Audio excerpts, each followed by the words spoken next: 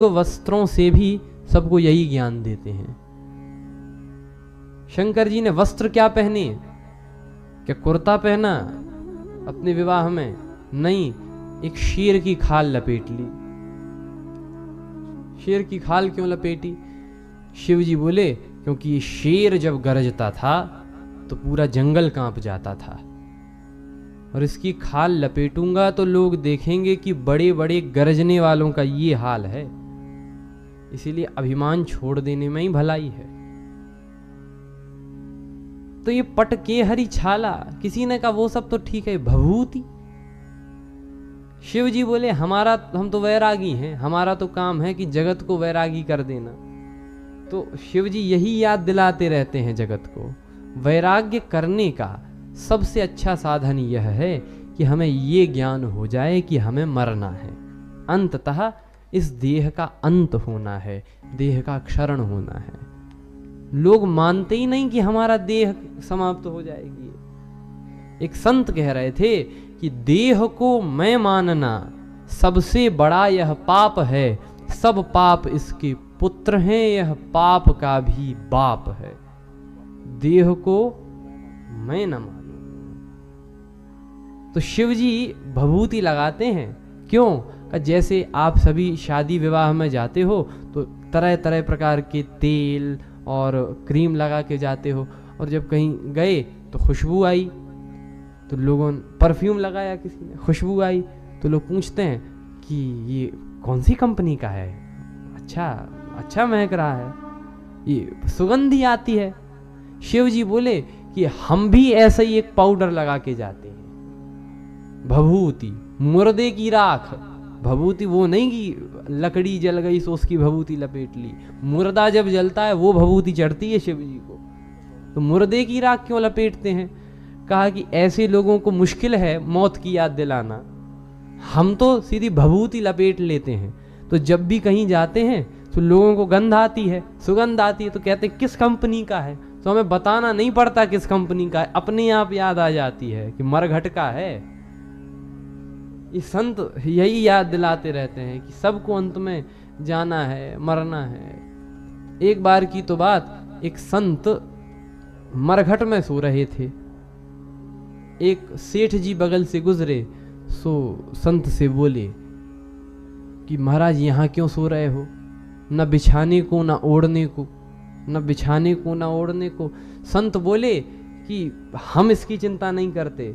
क्यों? संतों का स्वभाव क्या? बोले जमीन पर लेट जाते हैं, जमीन पर लेट जाते हैं, सिराने हाथ रखते हैं, हम तो अपना बिस्तर तकिया हमेशा साथ रखते हैं। ये संत। सो उसने कहा सेठ जी ने, महाराज ये तो ठीक है, मरघट में काहे को सो रहे हो, बस्ती में ही आ जाओ, जब जमीन पे सोना है बस्ती में आ जाओ। संत बोले हम बस्ती में आकर क्या करेंगे, एक दिन बस्ती वाले ही इधर आ जाएंगे, तो हमें बस्ती में जाने की आवश्यकता नहीं। ये संत मौत की याद दिलाते हैं। क्यों? कहा कि और सब जगत में जो दिख रहा है, दृश्यमान है, यह सब झूठ हो सकता है, लेकिन मृत्यु झूठी नहीं है। मृत्यु को हमेशा याद रखें, हमेशा याद रखें। ये मृत्यु याद करने की चीज है, और जब मृत्यु याद आ जाएगी तो अपने आप जगत से वैराग्य हो जाएगा। फिर हम सोचेंगे कि हम काहे को ये घर बनाने में लगे हैं, इस घर का होना ही क्या है, एक दिन तो छूटेगा।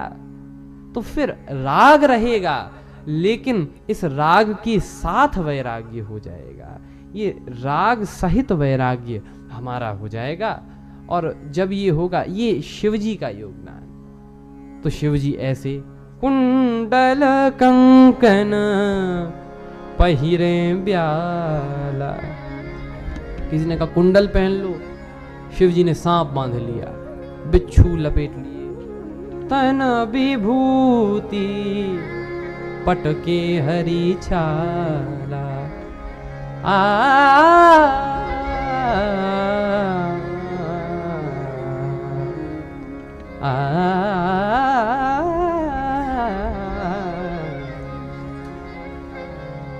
भगवान शिव बैल पर बैठे। जब शिव जी से पूछा गया कि प्रभु सवारी बता दो, श्रृंगार तो बड़ा अच्छा कर लिया आपने, सवारी भी तो बताओ। शिव जी बोले कि हम तो बैल पे बैठ के चलेंगे। लोगों ने कहा महाराज ऐसा मत करो। क्यों? अरे महाराज नया जमाना है, आजकल तो किसी के पास साइकिल ही होए तो वो भी 2 दिन के लिए किसी की कार मांग लेते हैं, आप बैल पे ही बैठ के चलोगे?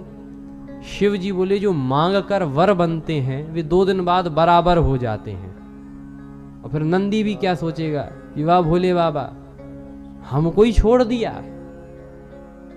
चलो बैठो। शिव जी बैठे बैल पे और उल्टे बैठे, मतलब सिर की, बैल के सिर की तरफ सिर नहीं किया, पूंछ की तरफ सिर किया, ऐसे उल्टे बैठे। शिव जी हैं अशुभ बेश शिव धाम कृपाला। भगवान विष्णु ने देवताओं से कहा कि देवताओं ऐसी बारात देखी आज तक? कि बारात तो इतनी सजी धजी, देवता आए हैं और दूल्हा ऐसा। अशुभ बेश शिव धाम कृपाला। देवता बोले महाराज आज तक ऐसी बारात नहीं देखी। तो भगवान विष्णु बोले दूसरे की नगरी में हंसी कराओगे, अलग हो जाओ। तो सब लोग शिव जी से अलग हो गए। शिव जी बोले कोई बात नहीं प्रभु, हम अपने बाराती बुला लेते हैं। और शिव जी ने जो डमरू बजाई और भृंगी जी को आदेश हुआ बुलाओ, तो जितने शिव जी के गण हैं, भूत प्रेत ये सब आ गए। आना और कैसे कैसे भूत प्रेत, अनेक अनेक प्रकार के भूत प्रेत आए और शिव जी के पीछे पीछे बाराती के रूप में चलने लगे। और भूत प्रेत कैसे? आना को मुखहीन विपुल मुख काहू, किसी के मुख ही नहीं तो किसी के बहुत सारे मुख, विपुल मुख काहू। तो बिनु कर पद, कोई बिना हाथ पांव के, तो को बहु पद बाहू। जा रहे हैं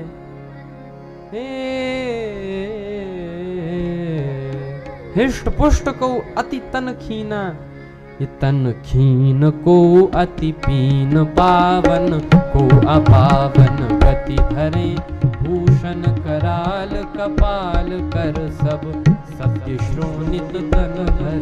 तन खीन को अति पीन, पावन को अपावन गति धरे, भूषण कराल कपाल कर सब सत्य शोणित तन भरे। हर स्वान सुअर श्रुकाल मुख गण वेश अगणित को गने, बहुजिनस प्रेत पिशाच जोगी, जमात पर नत नहीं बने। हर स्वान सुअर श्रुकाल मुख गण वेश अगणित को गने, बहुजिनस प्रेत पिशाच जोगी, जमात पर नत नहीं बने।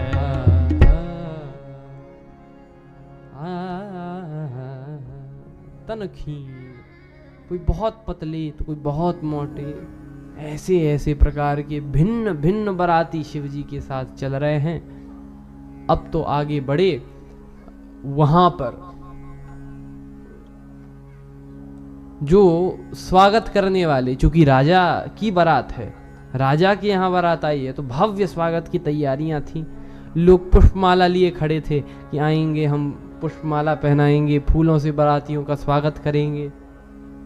तो वहां जो स्वागत करने वाले थे नगर के बाहर ही बैठे थे, और जो विष्णु भगवान को देखा और जो देवताओं को देखा, तो वे सोचने लगे कि ये देवता जो हैं यही बाराती होंगे, और विष्णु भगवान को देखा तो बोले यही दूल्हा होंगे। तो फूल बरसाने लगे। विष्णु भगवान बोले हम में से ना कोई दूल्हा ना बाराती। तो बाराती दूल्हा कौन, कहां? विष्णु भगवान ने इशारा किया और हे भगवान, जो शंकर जी की बारात देखी, हरदंग मचाते हुए आ रहे हैं, कैसे ही नाच रहे हैं, किसी के हाथ पांव नहीं सो लुढ़कते हुए आ रहे हैं, सब एकदम कैसे कैसे। अब जो देखा वो तो डर गए। हे भगवान, किसकी हिम्मत सो ये कहे पधारिए, आपका स्वागत है। चीखने लगे, चिल्लाने लगे। और सबसे भयावह स्थिति तो तब निर्मित हुई जब एक बिना सिर के बाराती ने पूछ लिया, ठहरने का कहाँ इंतजाम है, वो बेचारा घबरा गया। सो बोला, हाथ जोड़ के चाहे जहां ठहर जाओ, आपको कौन ठहरा सकता है।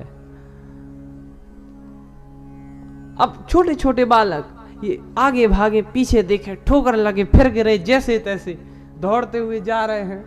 और पीछे देखे तो गिर गए, और गिरे तो धूल भी नहीं झड़ा पा रहे, कांप रहे, जैसे तैसे पहुंचे घर। और घर पहुंचकर माता पिता ने सोचा खुशी में दौड़ते हुए आ रहे हैं। तो माता पिता बोले, अरे अरे अरे अरे, इतनी खुशी में, इतनी खुशी में, अरे बारात कैसी, दूल्हा कैसा, सब बताओ तो। बालक कांप रहे थे। माता पिता ने कहा, बारात कैसी। तो बालक बोले, पहले घर का दरवाजा बंद करो। क्यों? कहा कि यदि एक भी बाराती घर में घुस गया तो हमारी क्या पूरी नगरी की कुशलता नहीं है। तो माता पिता बोले, बारात कैसी है सो तो बताओ। बालक बोले, बारात तो नहीं बता सकते कैसी है, लेकिन बारात दर्शन की महिमा जरूर बता सकते हैं। क्या महिमा है? जो जियत रही बारात देखत, पुण्य ते ही बढ़कर सही। देखत सु उमा विवाहु घर घर, बात असलरी कन कही। जो जियत रही बारात देखत, पुण्य बढ़ते ही कर सही। देखहि सो उमा विवाह घर घर, बात असलरी कन कही। तन चार ब्याल कपाल भूषण नगन जटल भयंकरा, संग भूत प्रेत पिशाच जोगिनी विकट मुख रजनी चरा। जो जियत रही बारात देखत, पुण्य ते ही बढ़कर सही। देखत सो उमा विवाह घर घर, बात असलरी कन कही। बात असलर कन कही, हाँ बात असलर कन कही, हाँ बात असलरी कन कही। तनखीन और बताया, बारात दर्शन की महिमा बता रहे हैं बालक। क्या महिमा है? कि जो जियत रही बारात देखत, जो बारात देख के जिया बच जाए, जीता बच जाए, समझ लो उसके बहुत बड़े पुण्य हैं। पुण्य तही बढ़कर सही। और देखत सो उमा विवाह घरी घरी, बात अस लरिकन कही। घर घर में बालक डर रहे हैं। अब उनका हाल सुनो, जो ये दृश्य देखकर आए थे, स्वागत करके आए थे। कन्या पक्ष में लोगों ने पूछा बड़े उत्साह से, एक से पूछा, क्यों बारात आ गई? सो बोला ही नहीं कुछ। उससे पूछा, भाई तो आप ही से पूछ रहे हैं, बारात आ गई? अभी भी कुछ नहीं बोला। अरे भाई बारात आ गई कि नहीं? सो मरी आवाज में बोला, आ गई।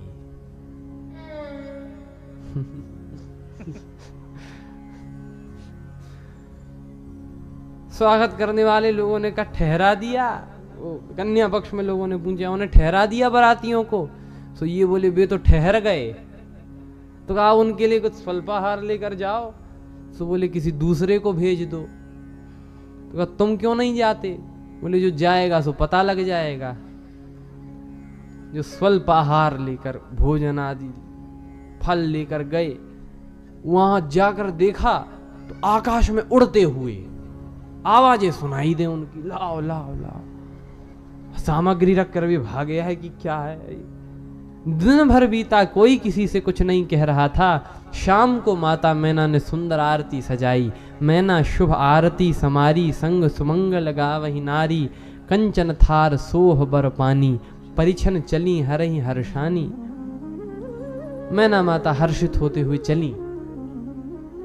तभी नारद जी आ गए।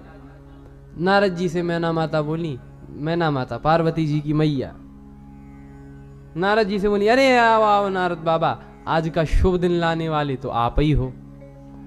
नारद जी को लगा कि जी जी मैया। तब तक परिछन होता है दूल्हे का, अर्थात आरती होती है, तिलक होता है दरवाजे पर ही। अब तभी देखा तो वहां से भगवान विष्णु आते दिखाई दिए। तो मैना माता ने नारद जी से कहा कि बाबा यही दूल्हा है क्या? नारद जी बोले, अरे मैया आप भी क्या छोटी बात करती हो, आपके जो दामाद हैं उनके ये मित्र हैं। मैना माता बोली, मित्र ऐसे तो दूल्हा कैसे होंगे?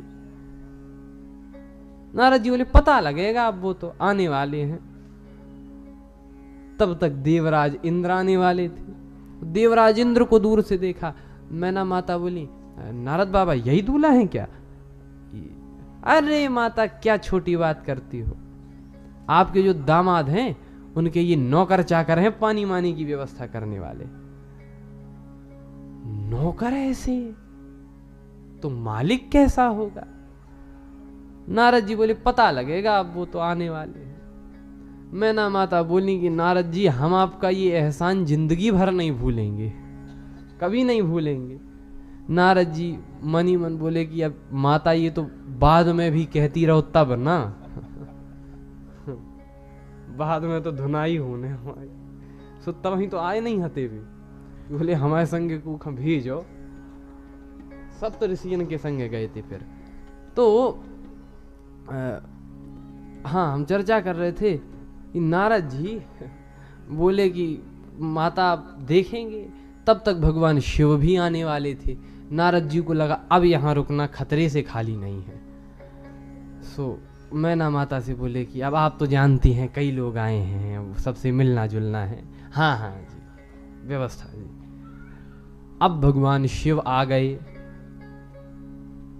अच्छा बैठे ही भगवान शिव बैल पे उल्टे थे, तो बैल दिखे दूल्हा ना दिखे। ब्राह्मणों ने कहा माता नंदी जी का पूजन कीजिए। नंदी जी का पूजन हुआ। अब दूल्हे का तो पूजन तब हो जब दिखें, तो दूल्हा कब दिखें? कहा जब सीधे हुए बैल। तो बैल कैसे सीधे हुए? का बैल को घुमाओ। शिव जी को मन ही मन लगा कि चलो हमारे उल्टे बैठने से ये तो लाभ हुआ कि नंदी की पूजा हो गई, अब हमारा जो होगा सो देखा जाएगा। अब बैल को घुमाया गया, लेकिन जो शंकर जी को देखा वो भी सर्प लटक रहा है, भभूति लगी है, जटाएं कुंडल कंकन में ब्याल सर्प बिच्छू ये बंधे हुए हैं, पटके हरी छाला शेर की खाल लपेटे हुए हैं। ये जो वेश देखा किसकी हिम्मत सो आरती उतारे। माताओं ने आरती की थाली गिराई, जल से भरा कलश गिराया, चीखते हुए भवन के भीतर घर का दरवाजा बंद। डर गईं। अब देवताओं ने जो ये सब देखा तो शिव जी से बोले कि चलो बाबा। शिव जी बोले कहां? और चलो अब घर चलो। शिव जी बोले घर क्यों, अभी जनवासे चलेंगे। यहां बारात रुकाई जाती है उसे जनवासा कहते हैं। तो कहा अभी जनवासे चलेंगे। देवता बोले कौन सी कसर रह गई थी जो अब जनवासे भी चलोगे? क्यों? कहा मिलना मिलना तो कुछ है नहीं जनवासी में। इतना बड़ा अपमान, ससुराल वाले घर का दरवाजा बंद कर लें।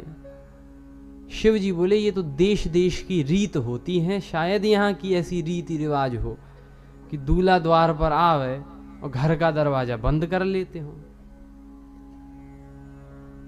मैना माता बोली कि ये देवता बोले चलो प्रभु वो मान भी लें, लेकिन वो मैना माता ने ये आरती की थाली गिरा दी, जल से भरा कलश गिरा दिया, तो उसको क्या समझेंगे, अपमान नहीं हुआ?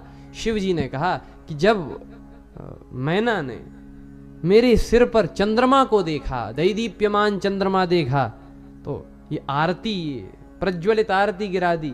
क्यों? कि जिसके सिर पर स्वयं चंद्रदेव प्रकाशित हो रहे हों उसको ये जरा सा आरती का दिया क्या दिखाना। तो आरती की थाली गिरा दी। और कहा जल से भरा कलश, तो कहा सिर पे गंगा जी को देखा। तो सोचने लगी कि ये जल से भरा इतना सा लोटा क्या दिखाना, तो जल से भरा कलश गिरा दिया। ये तो सम्मान हुआ है, अपमान कहाँ? देवताओं ने कहा लेकिन वो जो डर गई, शिव जी बोले हमें देखकर थोड़ा ही डरी, हम क्या डरावने हैं, हमें देखकर नहीं डरी, वो तो सर्प को देख कर डली। ये सिर में, ये गले में ही सांप है, तो ये तो गरल में ही ये सर्प है, गले में ही ये सर्प है, तो ये तो सर्प को देख कर डरी। और सर्प है काल, काल जिसे दिखेगा वो तो डरेगा ही, लेकिन काल यहाँ था और काल से थोड़ा ही ऊपर देखती तो काल से ऊपर ही तो महाकाल। जय हो।